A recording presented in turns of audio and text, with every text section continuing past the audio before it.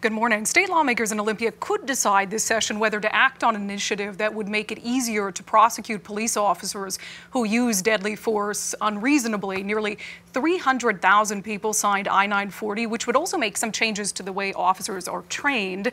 If lawmakers do not decide to put I-940 into law themselves, then the issue would go to voters in November. Joining us this morning to weigh in, Representative Morgan Irwin. You're also a Seattle police officer. I think it's appropriate to note you are opposed to I-940. Before we get to the reason we brought you here, I think there's a couple housekeeping things I'd like to do. One of them is I think it's important for our viewers to know you're here in your capacity as a state lawmaker. You don't speak on behalf of the Seattle Police Department on these issues. The other thing is, I want to first take a moment to thank you for your service. I think it's appropriate given, what we have been through this week in law enforcement. One of the issues that's been raised after the shooting of Deputy Daniel McCartney in Pierce County is this problem with understaffed departments. It's not unique to Pierce County. The Seattle Police Department has many fewer officers than it ought to, given the number of calls for service you have. Is that something you guys can help deal with in Olympia?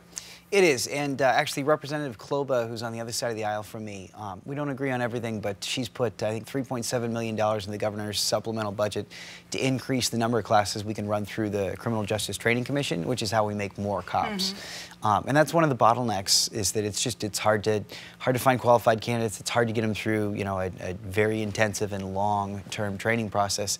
And so a huge shout out to her and her really pushing for that to make sure we've got the resources we need to get more cops on the street. Do you agree with that kind of assessment out of Pierce County, that it does make it more dangerous for our law enforcement officers when a department is understaffed? Absolutely. From day one at the academy, we're taught contact and cover, which is 2 officers, 1 to contact and 1 to cover that officer.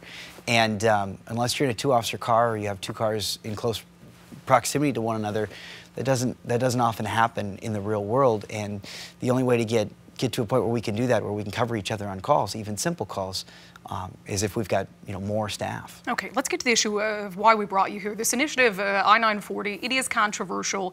It would do some things with training, although I would argue that officers already get the training that it's talking about, because I've been to that training for the Seattle Police Department.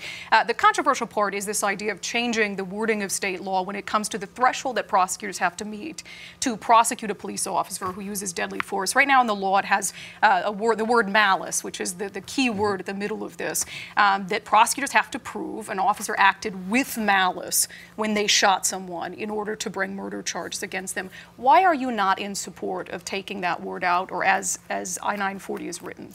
Well, to me, there's 2 controversial parts. Number one, this is being sold to the public as police training or support police. I mean, people are literally saying, support your police officers, sign this. And that's a lie. Like, the people who are saying that are making themselves liars. And so this whole thing is being pushed out as this predicate of, oh, it's about training. And it's pushing training that we already do, because we have some of the best training in the world here. And it's no new training, it's the same training. And then they're making it a lot easier to prosecute cops. So anybody who signed this saying, oh, this was about training, they were lied to. That's not what it's about. It's about putting cops in jail.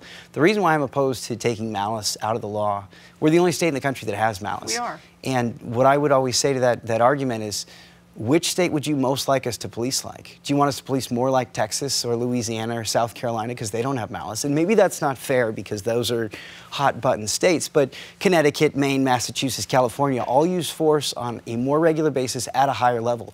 No one does it better than Washington State, and this isn't hubris because I'm a Washington police officer.